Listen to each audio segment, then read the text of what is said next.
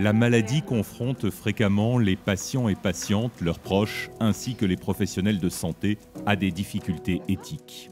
Aussi, au HUG, il existe un conseil d'éthique clinique qui émet des avis éthiques et recommandations consultatives dans des situations cliniques impliquant un conflit de valeurs. C'est souvent autour de la poursuite d'un traitement, l'arrêt d'un traitement, d'autres alternatives à un traitement. Et aussi ces différends qu'il peut y avoir au sein d'une équipe dans est-ce que c'est encore judicieux de poursuivre les soins pour une personne ou bien on est passé à un moment où les soins sont futiles, peut-être les souffrances du patient sont trop importantes et qu'il faudrait arrêter. Et ça, ce n'est pas non plus des décisions qu'on peut prendre comme ça. C'est vrai que le temps qu'on prend pour discuter avec les différents membres de l'équipe souvent permet d'apporter un éclairage différent et de sortir d'un oui ou non, tout ou rien. Instance neutre, indépendante de l'équipe de soins, le conseil d'éthique clinique est composé d'une trentaine de membres d'horizons divers. Soignants, non-soignants et citoyens notamment, viennent aider les équipes à réfléchir et à peser les enjeux dans les valeurs impliquées de ces situations singulières. On ne peut pas dire qu'il y a la consultation type. Ça peut être le médecin, les infirmières ou le patient lui-même ou un proche qui expose son problème. Et à partir du moment où on se dit « Ok, il y a un conflit de valeurs, on va aller aider cette équipe », on constitue une délégation, au minimum un médecin, un soignant, un citoyen. Et cette délégation se rend dans le service, rencontre l'équipe, rencontre le patient et va délibérer sur place et rendre des recommandations. On est donc dans le service des soins intensifs où on prend en charge des patients dont le pronostic vital est la plupart du temps en jeu. On est en discussion avec les proches de ces patients qui ne sont de facto plus conscients, qui ne comprennent simplement pas la gravité de la situation. Et c'est dans ces circonstances-là, la plupart du temps, qu'on va décider ensemble, en équipe, de solliciter le conseil d'éthique. La bioéthique ou éthique médicale est guidée par 4 grands principes. Le principe du respect de l'autonomie, le principe de bienfaisance, le principe de non-malfaisance et le principe de justice. Quand on est appelé, c'est que finalement l'équipe, elle est face à un dilemme où il n'y a pas de bonne solution. La réflexion, elle se base sur l'autonomie, respect de l'autonomie de la personne, donc viser le meilleur intérêt, ne pas nuire au patient, parce qu'en visant le bien, parfois on peut faire aussi du mal.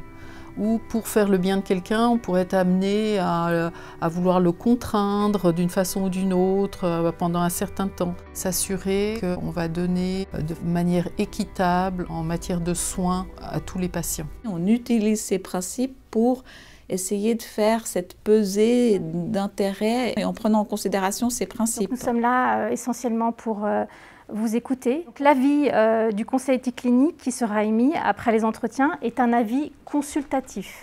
J'insiste sur le consultatif. Cet avis n'est pas une décision. Le rôle du citoyen, en fait, c'est de donner à ce conseil une diversité qui ne soit pas exclusivement réservée aux médico-soignants.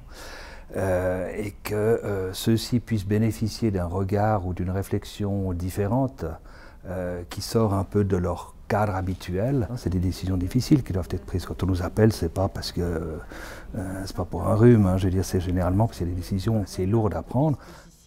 Pendant la période Covid, on a dû faire un moment un avis un peu en urgence sur la place des proches justement concernant le transfert des patients parce qu'il y avait des familles qui ne voulaient pas que leurs membres qui étaient Covid soient déplacés dans un autre hôpital quand on n'avait plus de place ici. Ben non, nous on est à Genève, on va rester à Genève.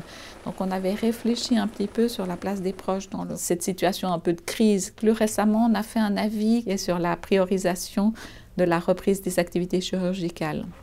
La chirurgie, elle aussi impactée par la crise du Covid.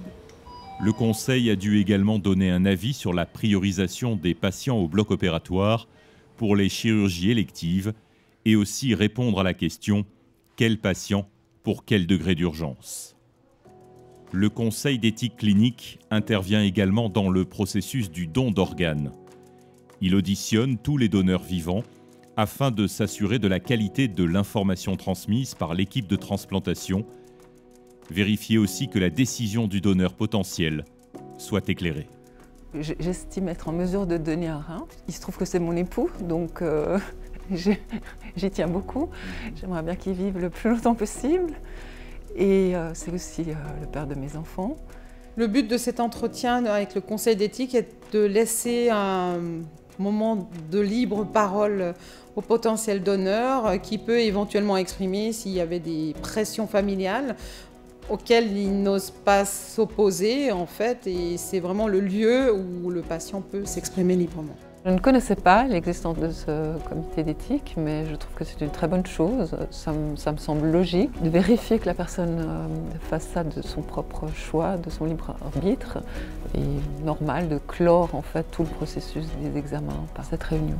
Et c'est vrai que justement de ne pas avoir une blouse blanche en face de soi, ça change un peu. Et puis c'est quelque chose de rassurant aussi. On ne sent pas du tout une pression, en fait. On sent bien que les gens sont là pour vous. Et je trouve ça très bien. Un conseil d'éthique clinique n'existe pas dans tous les hôpitaux. Au HUG, il représente un soutien inestimable pour les équipes médico-soignantes, pour les patientes et patients et leurs proches, une richesse à préserver. C'est très important, c'est capital, essentiel d'avoir cet appui-là. On ne fait pas les choses par dépit, on fait les choses par conviction. Et le conseil d'éthique clinique nous aide vraiment à choisir la solution optimale pour le patient et ses proches.